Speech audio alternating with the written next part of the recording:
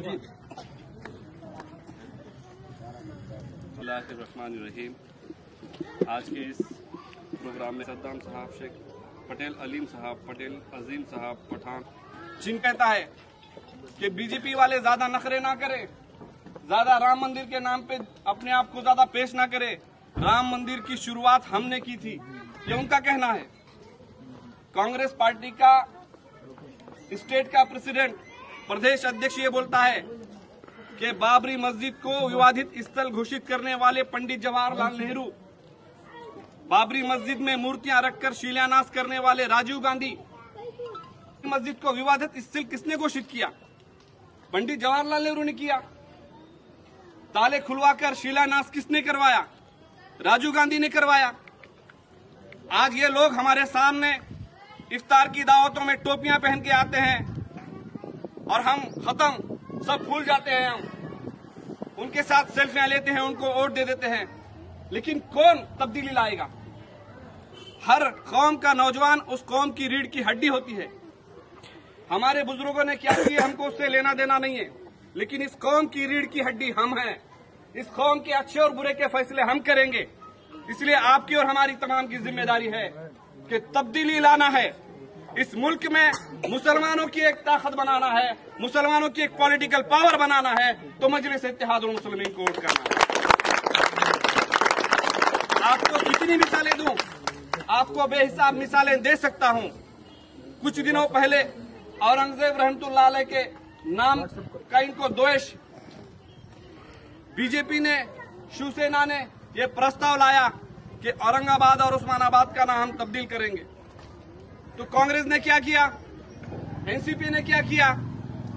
जिनको हम वोट देते आए उन्होंने खुद उसका समर्थन किया।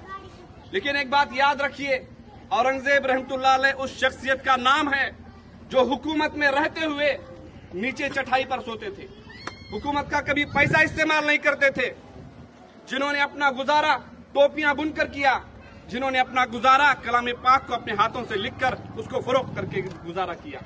ऐसे शख्सियत पर अगर कोई इस तरह के कीचड़ उछालने की कोशिश करेगा तो हम बर्दाश्त करने वाले नहीं है। और एक बात याद रखिए, कुछ ऐसे अल्लाह वाले इस मुल्क में गुजरे हैं जिनके नाम के साथ भी अगर कोई छेड़खानी करा तो बर्बाद हो जाता है। उसकी मिसालें आपको देखना है तो देख लो।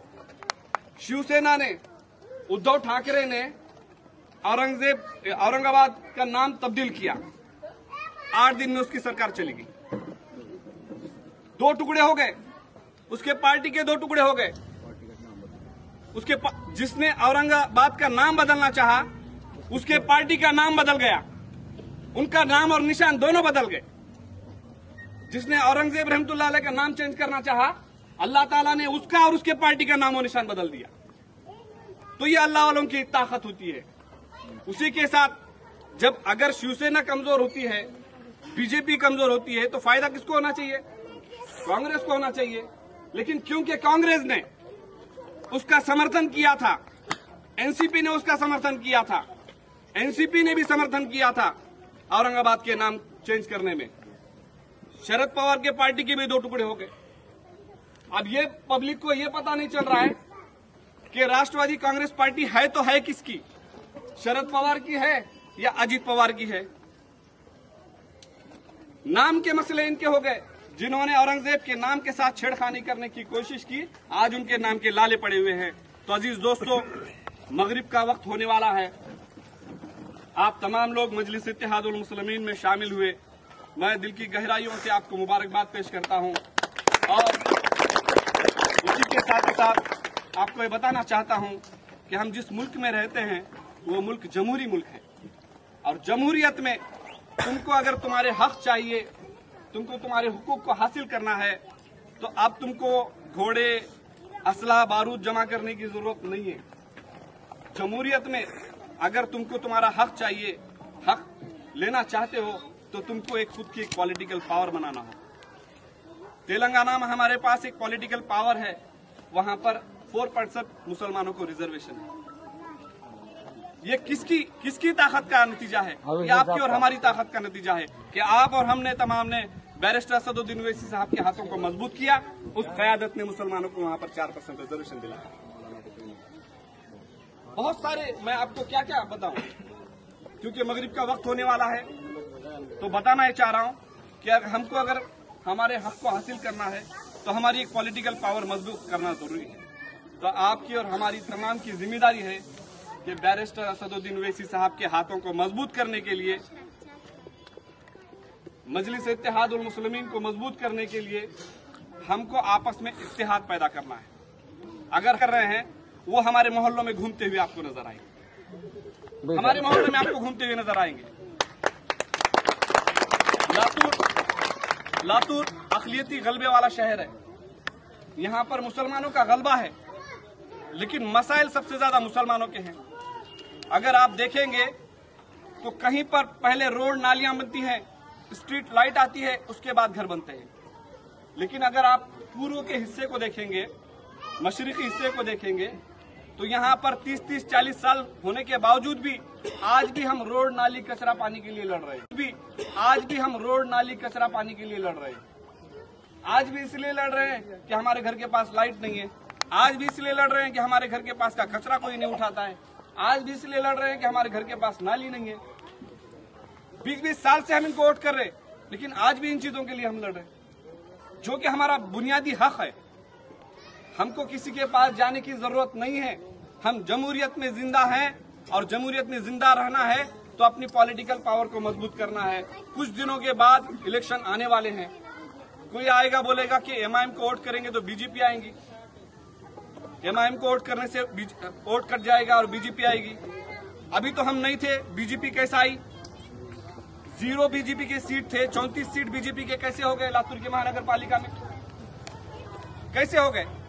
अच्छा, बीजेपी का एक नगर सेवक उप महापौर बनता है और कांग्रेस का महापौर बनता है। कौन बीजेपी की बी टीम है? हमको इससे कोई लेना देना नहीं है, और हमको इससे कोई लेना देना रहना भी नहीं चाहिए। हमको सिर्फ हम जीतने के लिए आए हैं और हमको जीतना है। कौन हारता है कौन जीतता है, हमको उससे लेना देना नहीं रहना चाहिए। तो मेरी आप तमाम से गुजारिश है कि आप जिस तरीके से आज मजलिस इत्तेहाद उल मुस्लिमीन में शामिल हुए, उसी तरीके से इस इलाके में मजलिस इत्तेहाद उल मुस्लिमीन को मजबूत करने के लिए हमेशा पार्टी से जुड़े रहिए। आपके जो भी मसाइल रहेंगे, आप मुदस्सर साहब के पास बोल सकते हैं, मुजू साहब के पास बोल सकते हैं। आप यहाँ पे हमारे मुजीब हमदुल्ला साहब आपके ही वार्ड में रहते हैं, आप इनको भी बोल सकते हैं। हमको अपने मसलों की तर्जुमानी करना बखूबी आता है। बस आपको एक पहल ये करना है कि हमको किसी के दर पे जाने की जरूरत नहीं है। हमने मजबूरी में हमने वोट इनको दिया, कांग्रेस को वोट दिए, एनसीपी को वोट दिए, सारी चीजें हो गई। लेकिन जब कौमी मसाइल आते हैं, हमारे मसले आते हैं, तो हमारे लिए कौन बोलेगा? आज सारी कांग्रेस मराठा आरक्षण की समर्थन कर रही है, हम भी करते हैं। हमें कोई लेना देना नहीं, जो पिछड़ा मराठा है उसको रिजर्वेशन मिलना चाहिए, ये हमारी भी नीयत है। लेकिन हमारा क्या है? हमारी कौन बात करेगा?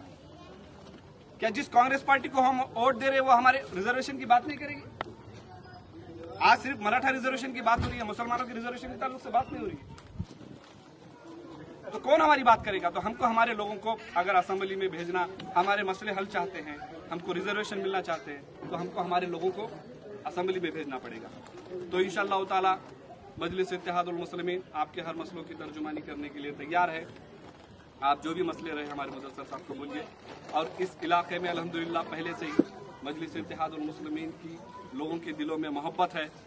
लास्ट टाइम का अगर रिजल्ट भी देखेंगे, मुजीब हमदुल्ला साहब और जो दूसरे लोग ठहरे हुए थे, रिजल्ट भी बहुत अच्छा है। सिर्फ और थोड़ा सा हम एक्टिव होते हैं, थोड़ी सी मेहनत करते हैं, तो इंशाअल्लाह ताला इस वार्ड में मजलिस इत्तेहाद उल मुस्लिमीन का सब्ज़ हिलाली परचम जरूर ब जरूर लगेगा इंशाअल्लाह। मैं अपनी छोटी सी बात को खत्म करता हूँ। आज जिन्होंने मजलिस इत्तेहाद उल मुस्लिमीन में शमूलियत की, उन तमाम को दिल की गहराइयों से मेरी तरफ से, मेरी टीम की तरफ से, मुजीब हमदुल्ला साहब की तरफ से, उनका दिल की गहराइयों से पार्टी में इस्तकबाल है। शुक्रिया, अस्सलाम वालेकुम।